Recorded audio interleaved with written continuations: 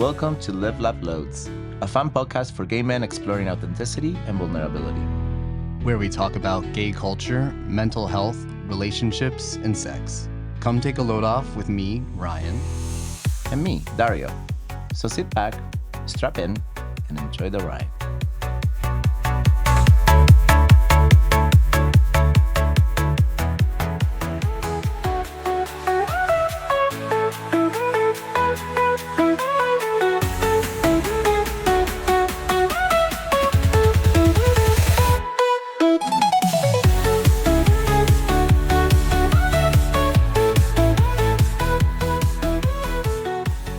Hello, Ryan. Hello, Dario. We're doing it again. Episode 5. The rules of engagement. Bum, bum, bum. So this episode, we wanted to do it as a follow-up to our app dating etiquette, potentially becoming the second in a trilogy. Yeah, I might have a whole series for you. Yeah, and so we're gonna have a special guest with us today, and I'll introduce him in a second. But yeah, we wanted to talk about the different approaches to interacting during a date with someone you like, and How to identify a good date. We're going to talk about all the ins and outs. correct. Gay men don't have traditional heteronormative dating processes or roles.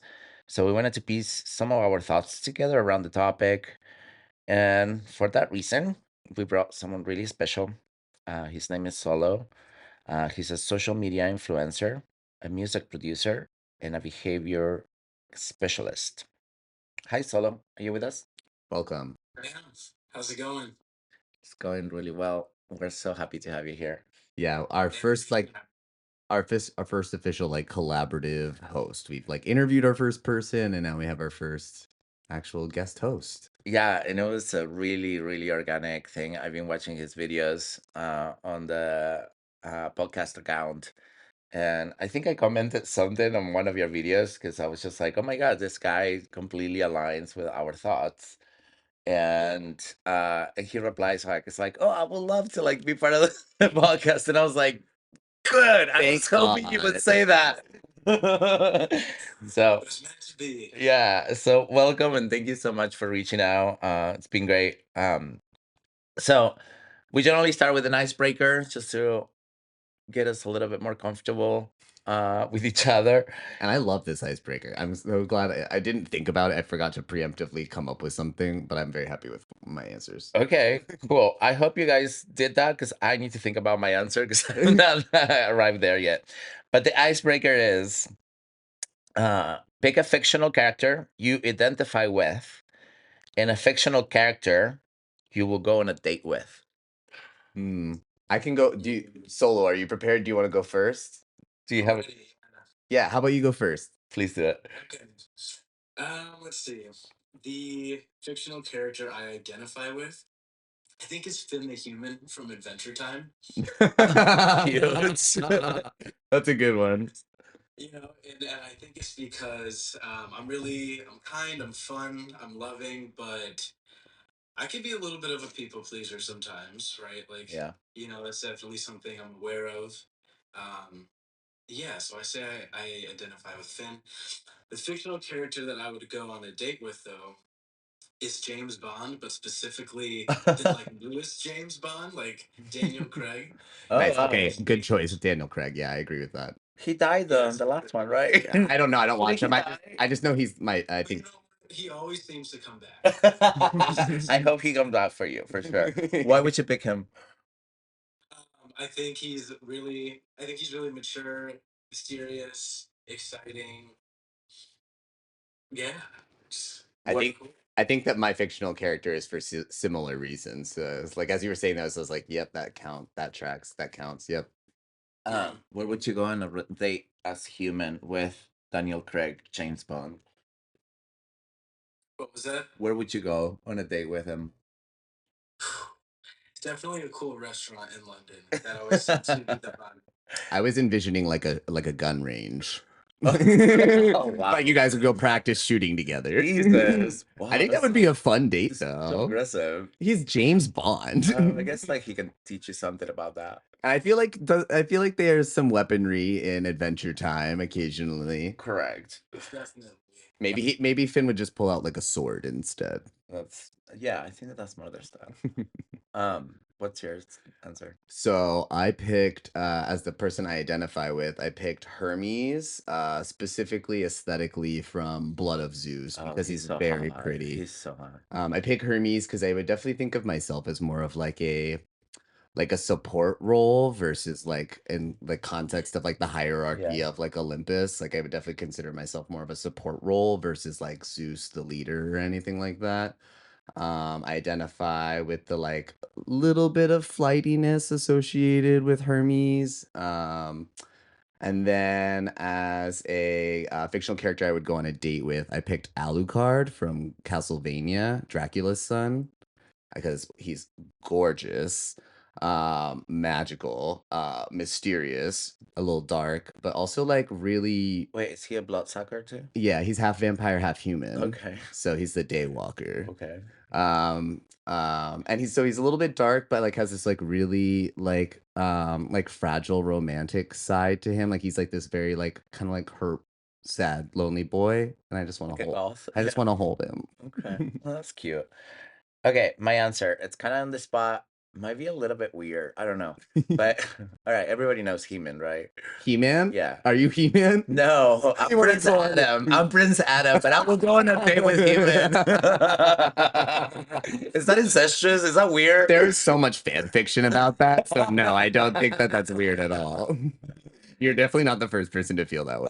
Really, yeah, I feel like I'm more like Prince Adam, just a little bit like more soft and vulnerable and just like timid and shy.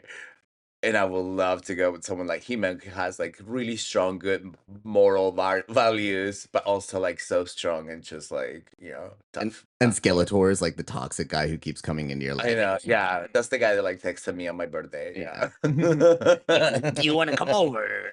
Oh God, please no. Well, thank you for entertaining us with us. Our next little segment that we usually do is our third strap.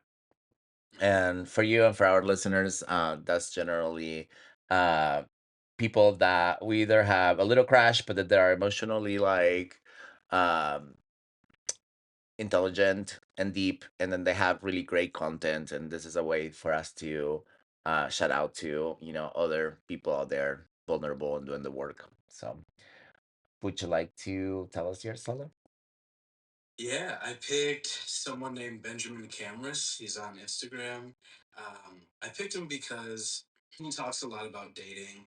I think not only is his content really solid, his advice is really niche, it's deep, but generally as a content creator, I think he does a good job of keeping it consistent, keeping his niche like consistent. I think he does a good job creating kind of an inviting aesthetic. I think he's just a really solid creator. I love that. Nice. Thank you for sharing. I'll have to look him up. Yeah. Ryan? So I went super thirsty this time around. I chose, and I feel like super famous. I feel like most of mine so far have been like a little bit more like low on the radar, but I chose Kyle Krieger. I think he's absolutely stunning specimen of a human being. And so kind of similar to your reasons, I really enjoy um the quality or like uniqueness because obviously he does like some OnlyFans content creation, but I feel like it just has this much more like professional like story or concept to like the content that he's producing. It's not just like something that somebody recorded on their phone with like a ring light. It's like really well edited. Like I don't know. It's just a different level of quality than what I see. What kind of content is this? Well, lots of it's like OnlyFans content, but I don't subscribe to that, so I just see the like trailers that end up on like Instagram and stuff like that. And they're just like always like really well done. He's probably one of the only. I don't follow like a lot of people just because I'm thirsty for them, but I would say that he's one of the few that I do. Interesting. So mine, it's kind of on the opposite side of that. I wasn't super thirsty physically, but the content that he shares. He's a therapist. He's very deep and he's very poignant. His handle is Spitulnik, Spitulnik. I don't know how to pronounce that.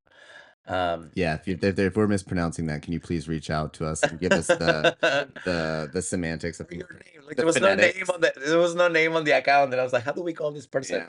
Yeah. But yeah, so he's very poignant. I feel like every time I see his videos, like I have to either prepare mentally to listen to it because I know he's gonna speak some truth that is probably gonna like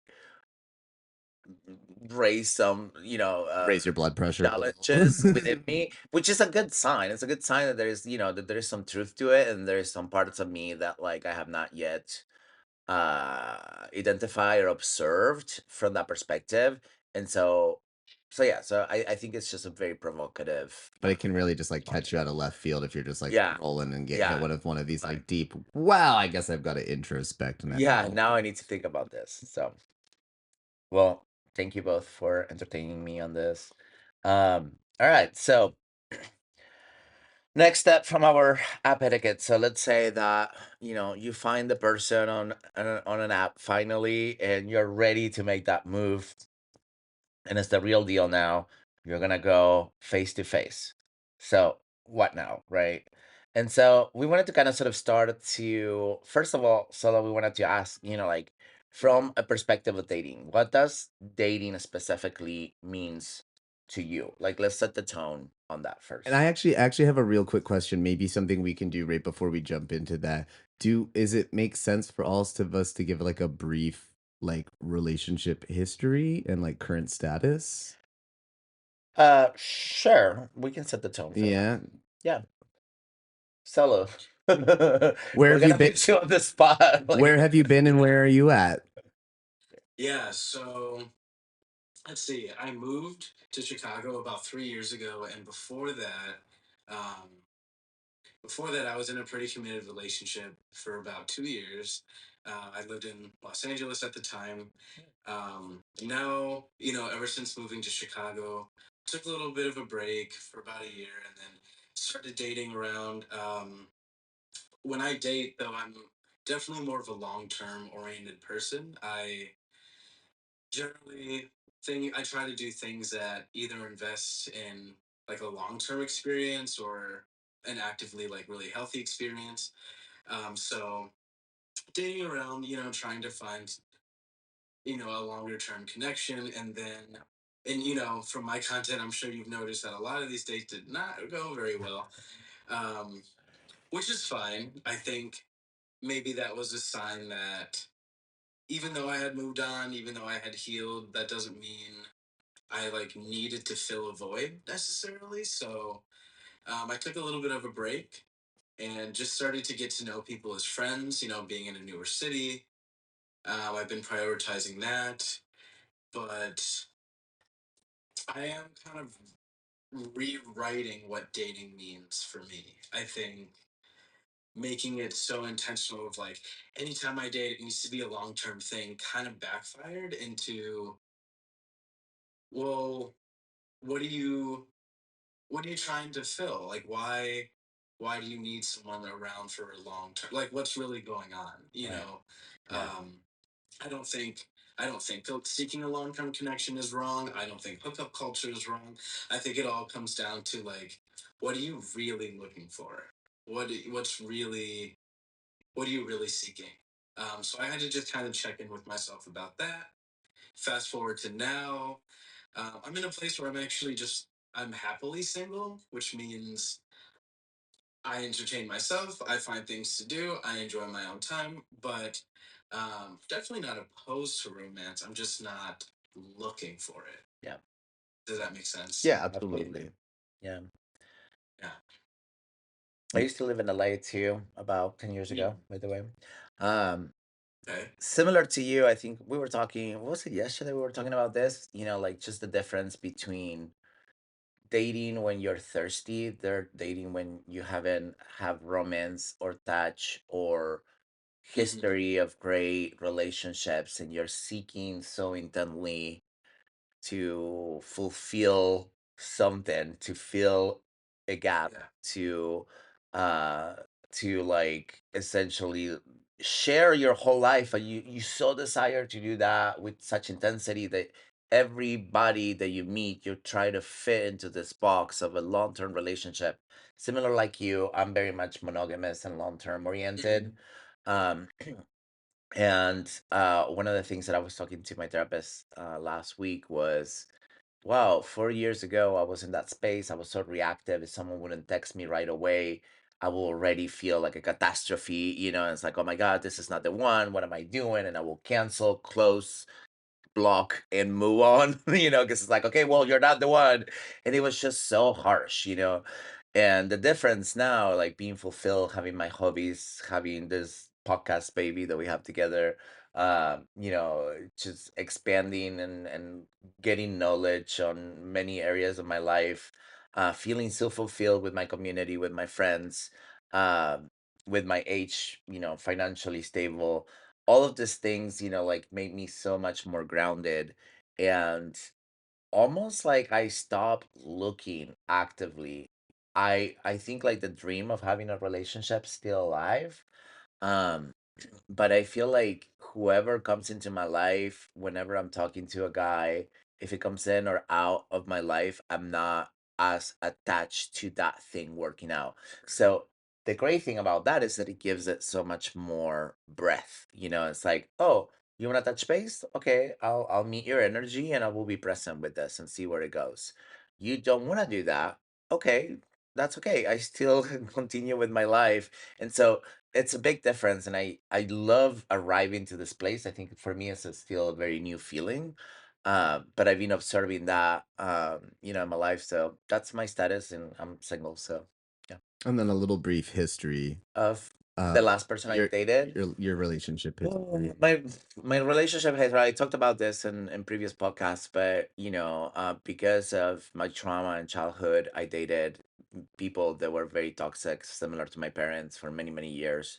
That essentially led me to like an emotional breakdown, and that sent me to therapy for 7 years. And after all of that, healing a lot of those, pieces that were hurt from my childhood, finally met this man. His name was Jordan. His name is Jordan. We had a beautiful relationship for about a year. This was like 3 years ago. It ended, I think, age difference, and because he ended up moving to LA, and I decided to stay in San Francisco. Um, but he was the one person that I remember realizing, oh, love feels warm and cozy and in the chest. And it's not this butterflies of anxiety that I have felt my whole life. And it was such a different feeling because it was warm, it was calming, it was grounding. And that sort of reset my compass. And I was like, okay, so when I feel this anxiety, this butterflies, this roller coaster of emotions, I tend to walk away right away because I know that like that's just triggering memories of my infancy. Um, but I seek that warmth feeling. So he was the longest relationship I had 3 years ago. I attempted to date someone else a year after. We only lasted five months. He failed to communicate that he was still in love with his ex.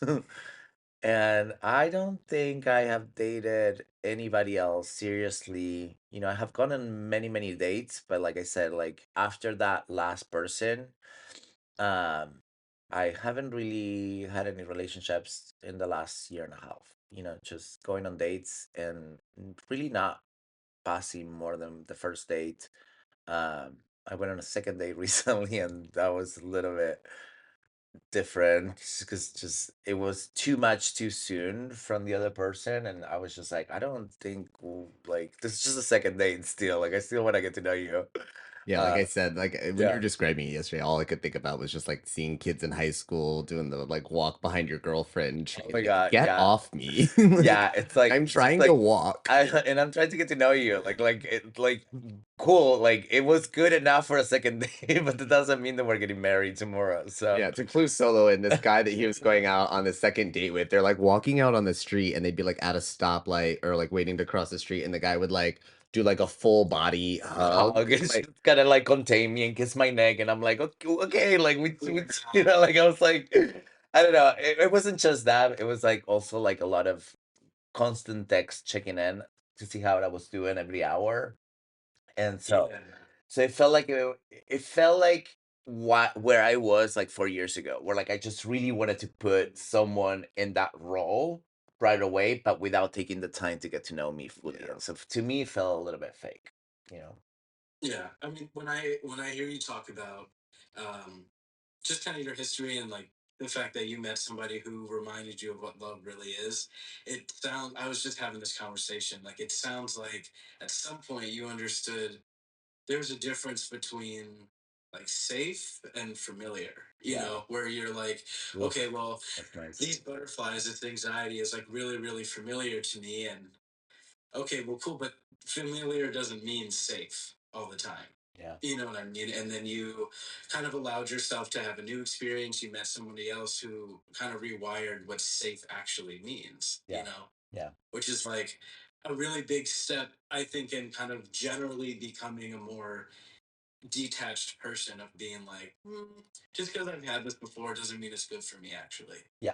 Yeah. You know? Exactly that. Yeah, specifically in this situation, it's a definitely like based on the context of your situation, it's definitely like a familiar is not necessarily is definitely not good. You're like, I've done this and every time it turns out Yeah, bad. it's like you finally get the lesson. It's like I Yeah. don't need to repeat this, and I don't need to try to get this approval from this person or this This other thing does person. not work. It's not gonna heal what broke me in the beginning if I repeat it again. Yeah. It's like let's try a different path. Yeah, yeah. So yeah. All right, so mine, so relationship history. So I've had only one other serious partner that I dated from like 18 to about 21. And then I'm now with my second serious partner. We've been together for um close to 7 years. And we're in a very complicated situation. We have some trauma and some history that we're working through. My partner struggles with addiction and is like going through the journey of like sobriety right now. And in at the same time, he also, when he started that journey, moved back to the East Coast where we moved here from to the Pennsylvania. So we're definitely in like a tough spot, trying to both heal independently and then also heal within the relationship and then try to make this long distance thing work. So uh, amidst all of that, I am now also trying to do some like polyamorous dating myself. It hasn't been super fruitful. So I've gone on like I've had like two boys I've gone a couple dates with, and that's pretty much been it. But I was saying to Daria, it's like I feel most of my contribution to this conversation will be so theoretical because I've been like out of the dating pool for so long. Like we've talked about this on the podcast. The first guy who I started going out on dates with, like ghosted me in the process, like a full, just like blatant, like I'm ignoring you, I'm unfollowing you on social media. It was insane. In the process of going from like we had date two and we had been planning for date three, like we had like ideas in the works, and so it's like a weird wake up call. And like I hear lots of things that you guys are like talking about, and it's like I sense like being on the cusp of those things, but I think that just because of like the lack of current experience, I'm not like exactly there yet, but it's I think gonna be very beneficial for me to like Well, listen I to. always love your perspective because you are you a monogamous dater? Yeah. Yeah. Like it's always really interesting to see it, from a different perspective of someone that's poly, because like it's just always like opens my mind and like conceptually makes a lot of sense, but internally it doesn't. And so it's really interesting. I think you'll have plenty to Yeah. contribute. Well, and then to provide for the context that Solo doesn't know, it's like my partner and I, who I'm with now, we've been sexually open since day one. So the prospect of now like opening it up for the field of us to also date other people in like some kind of romantic, intimate context is new for both of us. And we're also both him and I are both in different places with it. Like he's really obviously focusing on his sobriety, not trying to take on any like new complicated relationships, whereas I'm like I definitely am like seeking that a little bit Mm. more. So it's interesting navigating the very different places we're at with it. But I am also, trying to date. Yeah.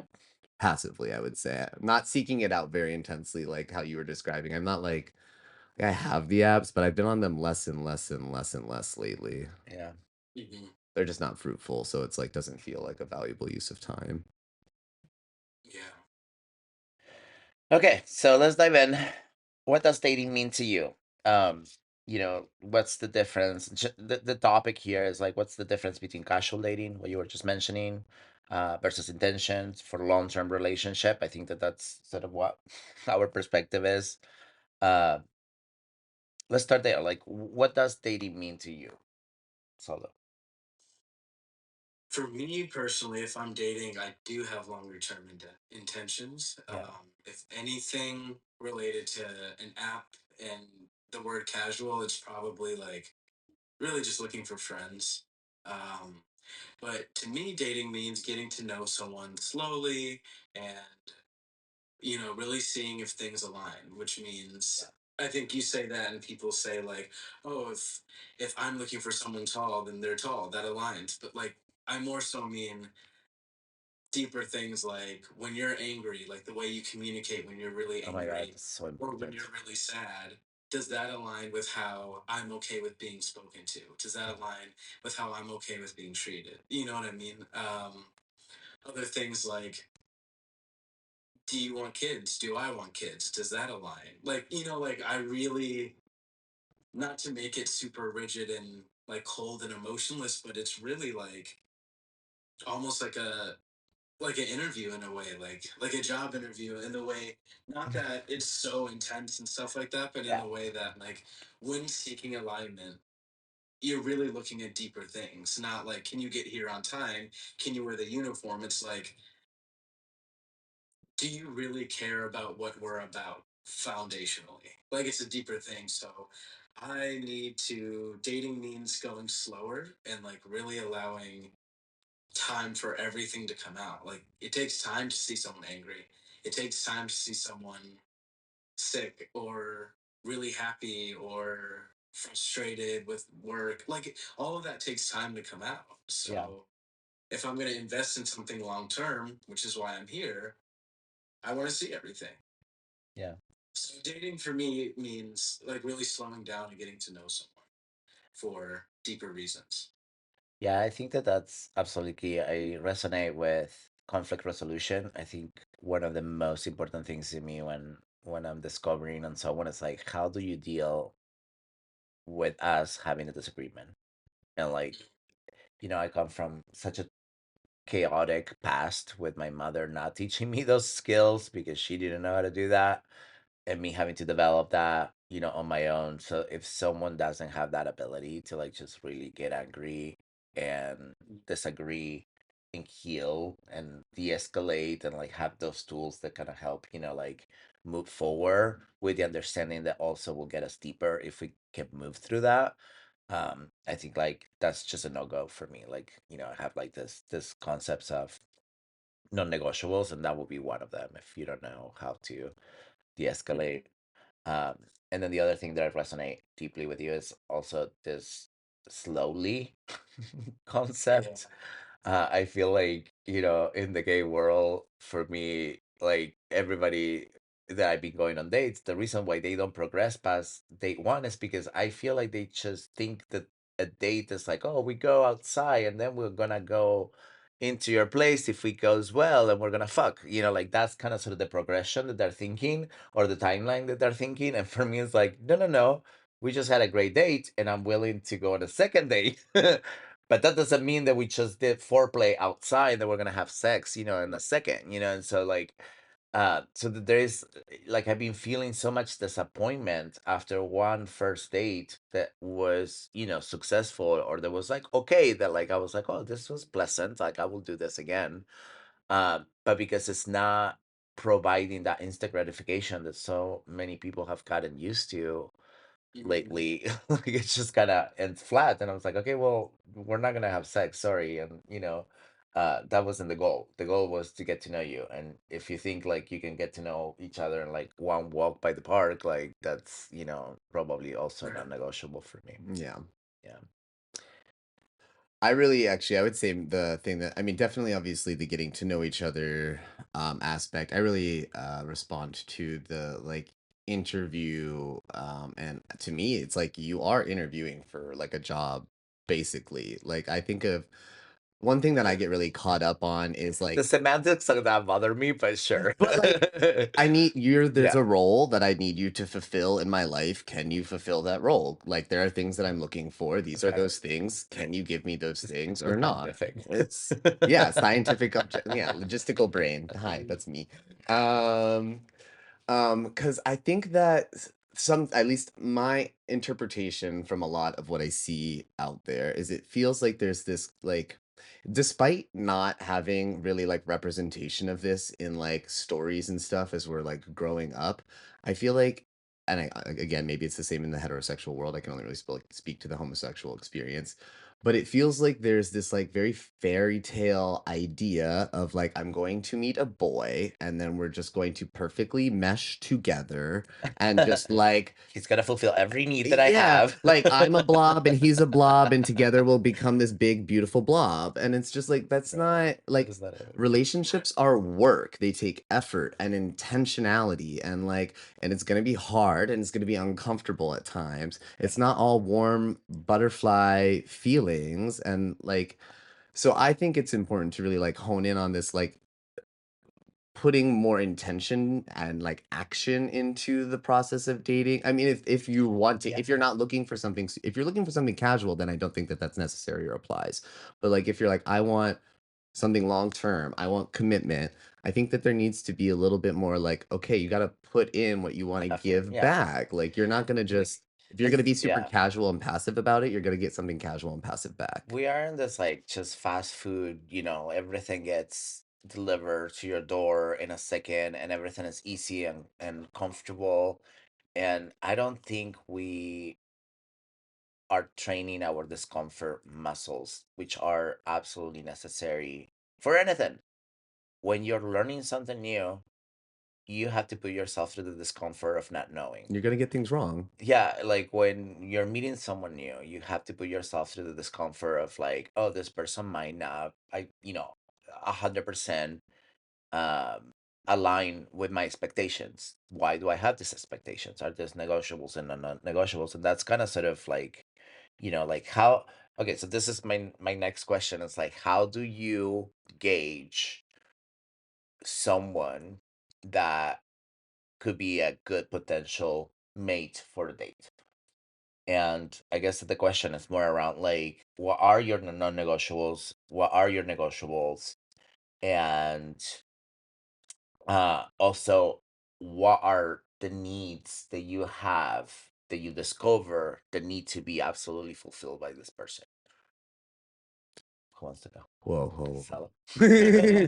Yeah, super easy, super low key. I do not know how to start with that one, so I'll turn it over to one of you guys. Do you feel ready to respond? Yeah, I would say for me, anytime I've gauged whether or not someone's a good partner, it's just like, yeah, similar to what you're saying. Um, what do I need in a partner? Which is something I'm already going into the connection knowing. And more so just like, have my needs been met? Has this person already proven that they can meet them? Because going back to this being a more slow burning thing, by the time I'm like asking myself, do I want to commit to this person? That means that there's been enough time for me to see whether or not they've already fulfilled my needs. So it's just asking myself, okay, have they proven that they can? Have I seen that already? Yes or no? And then next question is kind of like, how do I feel when I'm around them? Whatever subconscious feelings I have, like let's bring them up to the conscious. Do I feel tense? Do I feel relaxed? Do I feel at peace? Do I feel like I have to like take care of them so much and watch their back because they're not paying attention to how life is moving? Like, how do I feel when I'm around them? Mm. Because when I'm alone, I feel really slow, at peace, grounded, connected. So when I'm with them, how does that energy change or shift? Does it stay the same? Does it get worse? What, like, you know what I mean? Like, I Mm-hmm. really have to check in with myself because I'm looking for answers that are either it stays similar because I do feel really good alone. So do I feel similar, or do I feel even slower, even more relaxed? Mm, And just the third question I ask myself is, I'm a really family oriented person. I spend a lot of time with my family. How is this person in a family dynamic? Not everyone mm, responds to family dynamics very well, especially someone else's family dynamic. But again, this being a slow burning thing, that means they've been around my family. If I'm asking myself if I'm ready to commit to them, they've definitely been around my family. So just checking in about that, like, it's not really just my family like them. My family is really easy to please. It's more so, do I like the dynamic of them and my family in the same room? Because ideally, I don't want to have to choose between the two. In terms of, do I want to hang out with my family today or with my partner today? I mean, sometimes you're going to choose that, but not because I feel like I can't put them mm, together. mm. So those are things that I'm going to check in with. And if I feel good about all three of those questions, we're probably good to go. That's lovely. So that would be non-negotiable for you, family dynamics. Yeah, Mhm. Family orientation, yeah, yeah. that's Yeah, same. interesting. Some people get with your family, and maybe them and your brothers are really cool, but them and your sister, like for some reason, your partner tries to compete or feels the need to overcompensate, Oh, or all this stuff. Like I'm looking for like no drama at all because it's not going to come from my family. We are very simple, accepting people, so I just need to make sure like no smoke. You know what I mean? I Yeah. love that. I I never even thought about like family in any of my dating scene. I'm not close with my family for many Mhm. reasons, and then we're also now living in the same state or the same country. But Mhm. like that adds such a like whole other like you know block of information to and difficulty probably yeah. to the dynamic of dating. Well, that would be very similar for me. Like as I've discussed Yeah, before, like my mom and my sister are like two of my best friends in the world. Like we're gonna yeah. spend, and if you can't get along with them, like it's not gonna work. The one thing I would say is like my friends, like how it's that Your person friends are your family, so connected. Yeah, my Yeah, friends that's are my chosen family. family. Yeah, yeah, yeah, yeah. Yeah, your chosen Absolutely, family. absolutely that. Like, like can he come to game night? yeah. Like Can he hang? can he hang? You know? Can he um, be healthfully competitive? yeah. But like also like appreciate the loudness Yeah. and the quirkiness and like, the little teasing, Yeah. Can he yell at us and accuse us of fascist? And then once the game's over, can we all hug and kiss? We played this game called Secret Hitler yesterday. I don't know if you played it before. But it's a really interesting game because like you have to lie and there's two parties and then like friends are lying to each And other. even if you're not lying, it seems like everybody's lying. And I literally That's like I funny. got two roles where I was not lying at all, but like Same. everybody else set me up to look like I was lying, and I was getting so frustrated. I And thought you were a fascist every That's time. so like yeah, because the lying people were like Because totally Ryan is a very really good. believable. Because Ryan's a really good fascist. So anyhow, like at the end of the game, obviously we love each other. Like during the game, we're like, oh my god, I'm telling the truth. At You the know. end, we're all like, as a group, we're like, I'm proud we killed Hitler. We did it. So yeah, I think all of this absolutely resonates, and I love um what you were saying. I think like the energy, how you feel Yeah, that's an important one. afterwards. To me, like one of the things I realize is like sometimes it takes me up to like 24 hours to process a date. Like it's not something like I like when I'm with someone, I might be present, so present to the fact that I'm not checking in with myself through that, and then afterwards I have to like you know come home and relax. I'm an introvert, so I do recharge on my own, and I do a lot of introspection when I'm on my own. Mhm. Um, and that's literally when I can revisit and see how the emotions went through it. I think also, you were talking about people pleasing. That's also one of my pieces. Um, and so sometimes like I get outside of my body just to make sure that the person that I'm with is comfortable, that they are, feeling well, and I'm very adaptable to that. It comes out naturally. But then like it's that introspection of like, okay, how did I feel? Did I feel grounded? Did I feel safe? You know, safety is one of my non-negotiables, as well as consistency.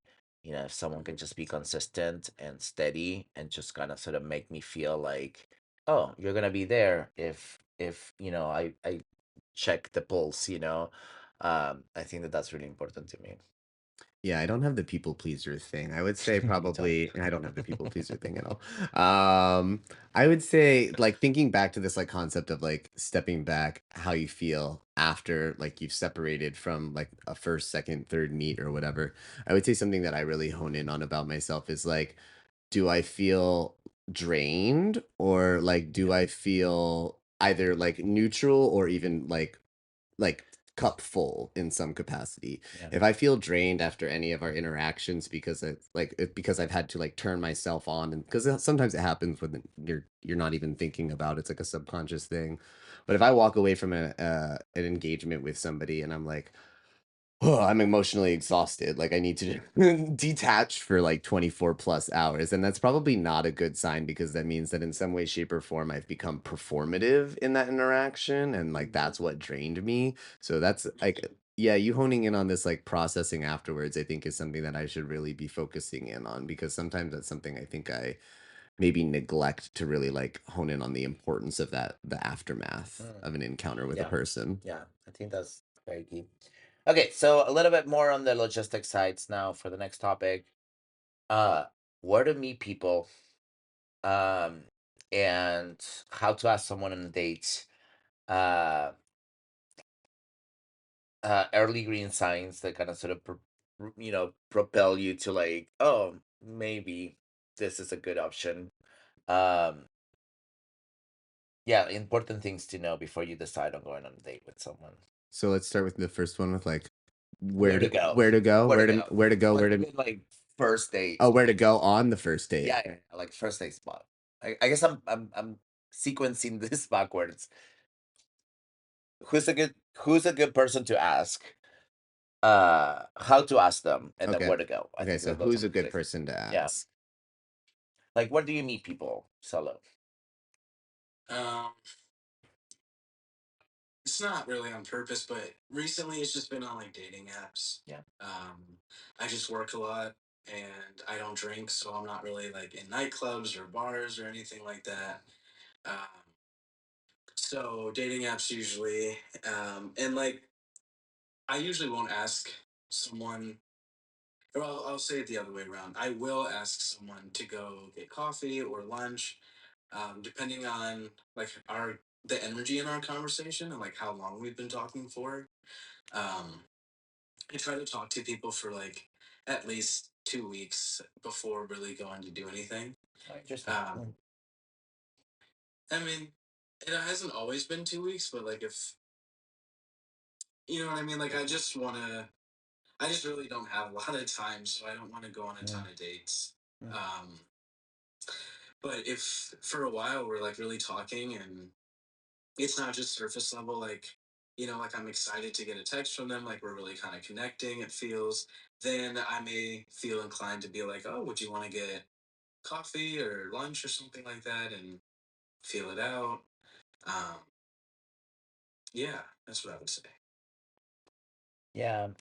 Yeah, I think the apps are obviously the most like likelihood place to like find people because that's like the one place where everybody is going with some intention for the same thing. Yeah. And I think it's not like even regardless of whether you drink or not, I think that like bars and clubs are not good places to meet Not people anymore. for When the I was con. young, they used to be, but like Well, it's it because has like changed. yeah, well, because I just don't think that people we really go there for that. Like by like when I at least I don't like Mm, I'm not a huge drinker, yeah. but like when I go out for a night, my goal is to go out and dance and have a good time. Like Right. and my like yeah, the prospect of like meeting somebody and will it be like a more emotional connection that will have something tangible after? Will it just be a physical connection for that? Yeah. Like that's all on the table and in the back of my I've mind, heard but that. that's not the Yeah. purpose of me going out. And even if it's not like a night Yeah. out dancing and I just am randomly at like, I don't know, like trivia night at High Tops or something like Mm, that. Again, I'm going to have fun with my friends. I'm not going there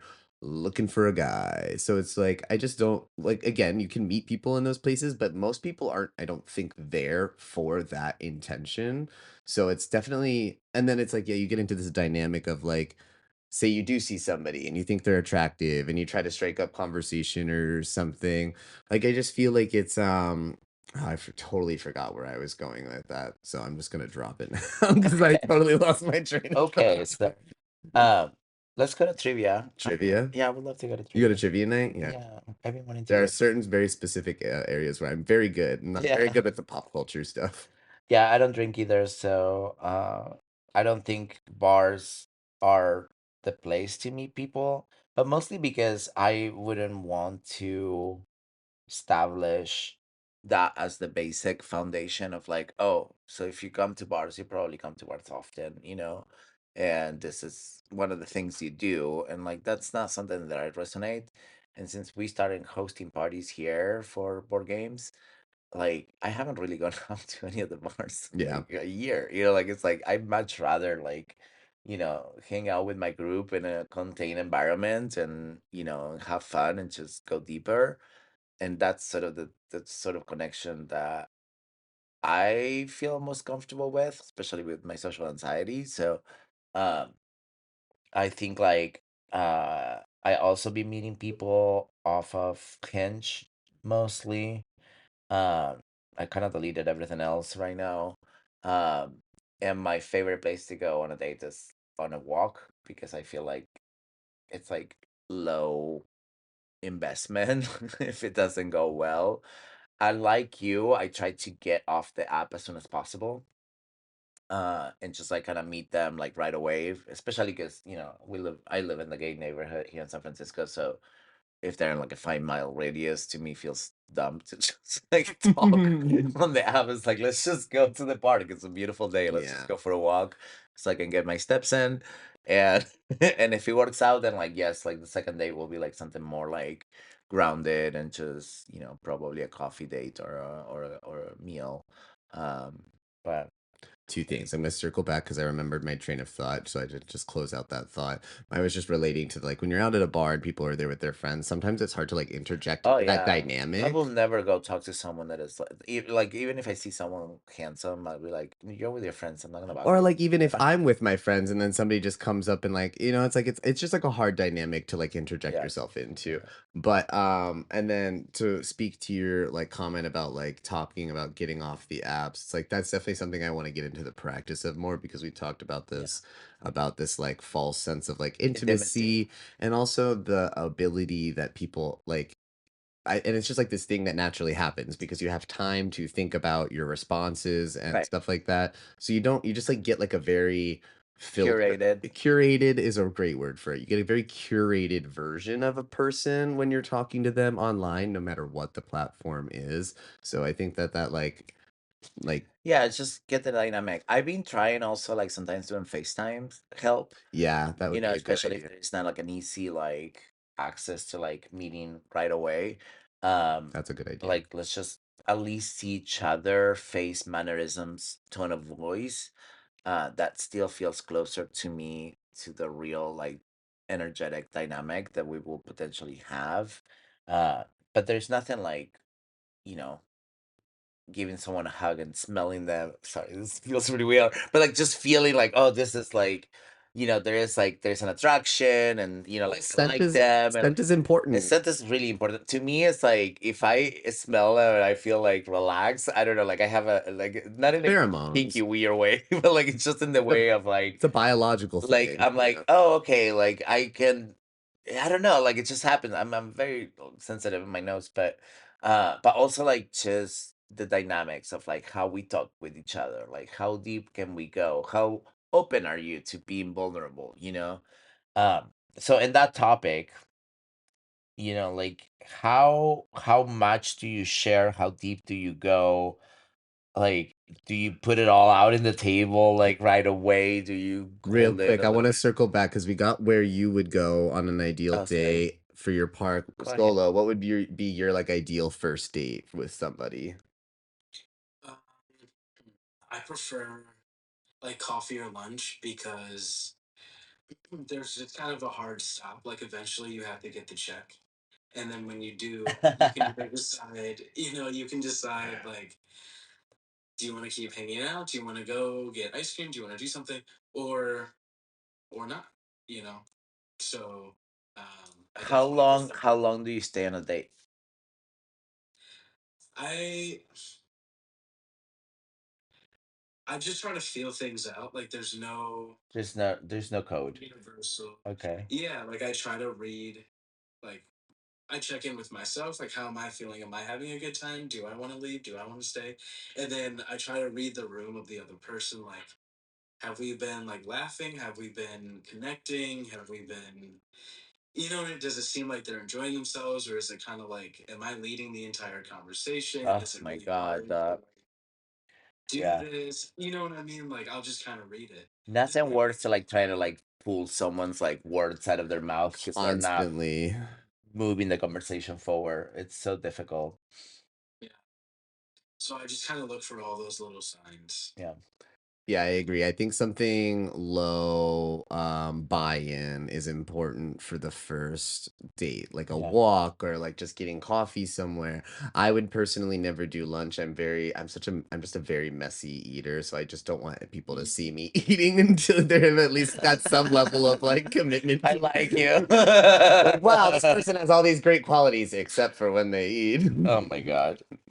Um, who pays on your lunch dates? Um, I Do- am always prepared. Like I'm never gonna ask someone on a date if I don't feel financially prepared to handle it like entirety myself. Yeah. But I will say that and I don't say this, I just kind of wait to see what happens naturally. But my ideal person is definitely going to just volunteer to like split the first few dates Yeah. because um, I'm a stranger to you, you're a stranger to me. Yeah. Neither one of us owe the other one anything. Both of us realistically work really hard for the money we have, and so it is a red flag if how do you say that? It is a red flag if they don't even like Attempt. attempt, try, flinch, like anything, you know? Where's my Um, wallet? yeah, like if there's just no, like if the check comes and they're just like sitting and like staring at me, then I'm kind of like, Okay. yeah, like why did you? Okay, um, so yeah, it's like actively a green flag if there's just Yeah. like no conversation and we both pull a card out. Yeah. I'm like, cool, I like where your head is. Yeah. Yeah. Yeah, agreed. I definitely think for first date, Yeah. I mean, yeah, like I said, it should be a very like low buy-in. Like if you're going to lunch, you're not going to like it's like a Right. sandwich, soup, Yeah. salad situation. Like if they're struggling to pay for their own lunch, then that's a huge red flag. Yeah, I think like if it's coffee and I ask out, I will pay. If they offer to pay, it's fine. If we split it, it's fine. I think If that's it's anything else, I think it becomes more about like, did I ask you out to go on a date because I really like you and I want to like treat you, and I will make that really clear. But yeah. if we haven't agreed on that and we just kind of like casually decided to go on a date together, I think splitting feels the most modern, like simple, like I Yeah. don't owe you anything, you don't owe me anything, because I feel like there's also this expectation sometimes when they pay that like I don't know, like I feel like I need to like you know finish with a big bang, whether that's a kiss or like just I don't know, like if they pay for me, I feel a little bit more uncomfortable, I think. Yeah, I probably would like for like I'm envisioning a situation where I agree, where it's like if you're like, I want to take you out to this restaurant, I think that the person who did the asking and the suggesting of a specific place should at least be Yeah, prepared to cover that whole bill. but I will still attempt to pay though. Yeah, I would Yeah. probably still depending on how it went and depending on where we are. Like if we've been on a couple of dates and it's going really well and you're like, I specifically want to take you out and like treat you Yeah. to this thing, then like I'm not going to do that because I know some people on the opposite end, like when they want to spend money on you, kind of get like a little territorial around it, I guess. I don't really know what the word is, but they want to spend the money on you and it makes them feel good. So I'm going to let them do that. But uh, I think that Solo just like hit the nail on the head Yeah. with the idea of like be prepared to cover yourself no matter what. If you're going out on a date, you need to Yeah. be able to cover yourself. Sure. But depending on how the date goes, like maybe you're like, I want to treat you, maybe they want to treat like it's like Yeah. play it by ear, feel the Yeah. room, but be prepared. That cute little like trick that I like is like if they do pay for me and I really like them and I want to go on a different date, I will be like, well, I'll get the next one then. Yeah. Yeah. Yeah. Yeah. Yeah. So topics to chat about. What's appropriate to share on a first date, especially when you're just getting to know each other. Like, how deep do you go? I used to be an oversharer, and I know that that doesn't work. It's too much too soon. And thank God that I started therapy because now I don't overshare anymore since I unloaded all I had to unload in my therapist. But like, how deep would you go solo? Um, I know some people don't like talking about this, but I definitely will talk about work because I really love what I do, and I think that the general concept of a job slash career tells you a lot about someone. Like not only in like what they actually do for a living, but if you like what you do for a living, then I'm like, okay, great. Like, let me hear about your passion. Like, let's go down that route. If you don't like what you're doing, okay, great. Let me hear about your problem solving. Are you going to problem solve, or do you just stick in the discomfort? Like, what kind of a person are you? That's Right. great. Are you willing to grow and change and Yeah. evolve? Just it's Yeah. okay. It's okay to have a job that you don't like. It's Yeah. okay to used to really like this company and now they change stuff and now you don't like it. Like whatever your answer is fine. I just want to know, how does your brain work with the situation you're in? Yeah. Like Yeah, I like said, if you're happy, like tell me why. Like what does that passion look like? And also, as I said, if you're not happy, cool. What's the plan? Are you Yeah. just gonna talk and complain about it for the rest of your life yeah. until what? Or are you seeking a promotion? Are you seeking a department change? Are you looking at new jobs? Are you How advocating for yourself? motivated are you to change your You know what I situation? mean? Yeah. Like, Yeah. what are we doing? So I will talk about work because I like seeing how people's brain works when that happens. Yeah. Um, I'm also just going to talk a little bit about family because, like I said, I am a family oriented person, and ideally, I would like to be with someone who they don't have to be close to their family, but values the closeness of family. Like sometimes when people are really traumatized by their family, which I understand, sometimes when people are traumatized by anything, they go against you valuing it. Oh my God. Mhm. Yeah. I don't want, again, like whatever your trauma is, if I'm committing to you, like I'm committing to that and I'm ready to work through it with you. But if your trauma with your family makes it so that you give me a hard time for being close to mine, Yeah. we're not going to do that. Yeah. Well, I mean, it's the same then with the job situation. It's like you have all this trauma. What are you doing about Yeah. it? Like, are you just gonna sit there and just like, be in trigger state and rage out and lash out to other people that are having their life together? Like, that doesn't work, And so, Yeah. I think like similarly, one of my topics is therapy. Like, are you in therapy? Have you gone to Have you been to therapy? Are you well therapy? adjusted? Like I will want to know about their family history and like what has happened, mostly because for what I shared earlier, like I had a very chaotic upbringing and I worked really hard into that, not allowing it to affect, my day to day, my friendships, my relationships, and my job, obviously. And so that's a number one topic. And I will go deep because mostly because I have no filters. Like I just like it's very hard for me to like put up walls and just be and like I will talk about anything, especially if there's a question. And if there is a question that goes deep, I will go deep. Like I will not shy away from like showing the real self because that's also who I am. Mhm. And the thing is, it's a little bit of a double-edged sword, I think, because uh vulnerability for a lot of people feel fresh and a novelty, especially in the gay world, and they will feel attracted to it.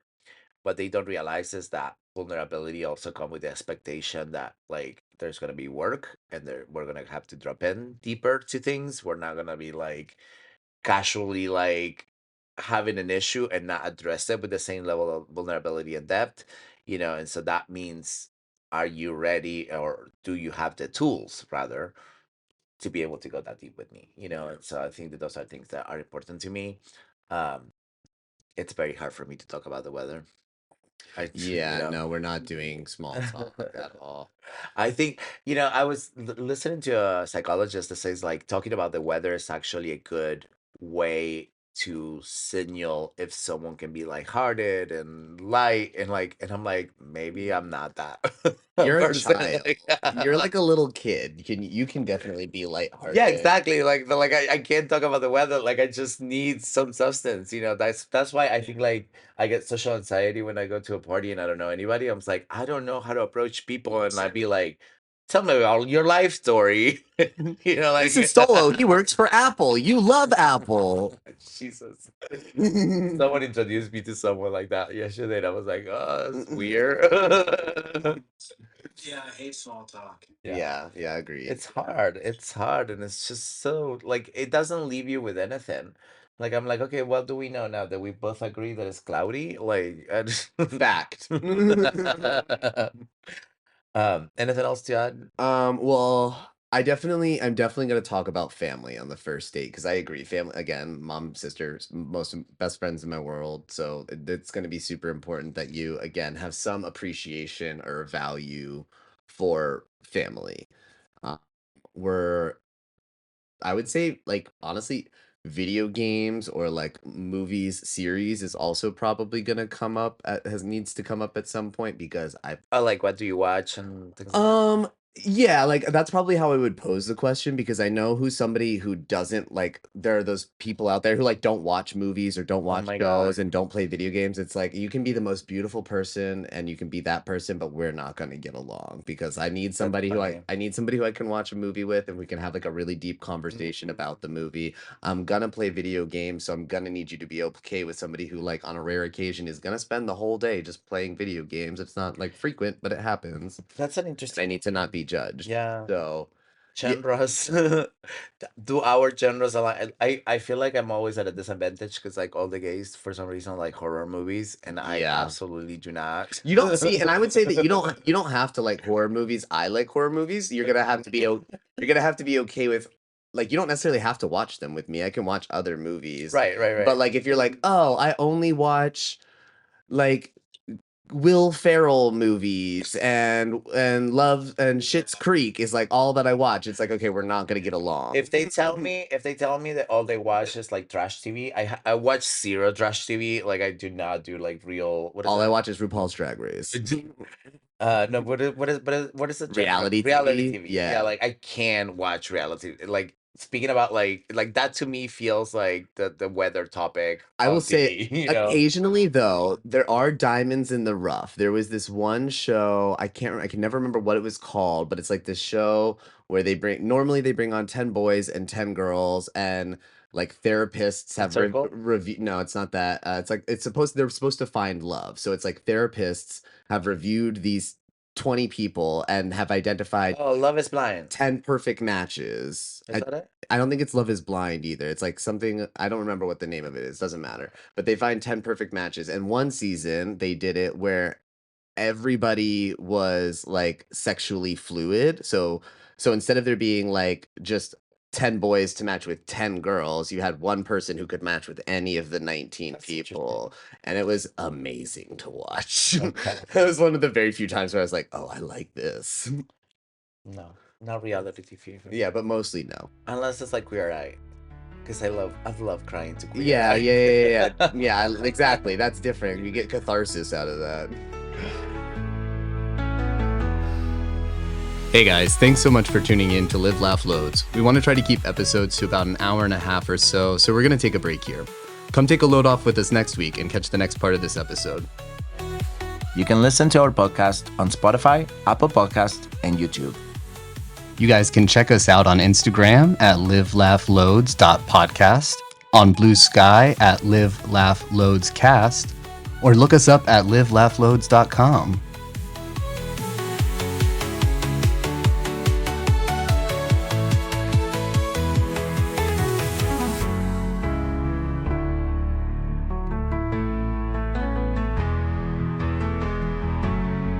I like that we're all wearing white tops. We're matching. Yeah, I think this will be good. Cool. Boo-ba-doo.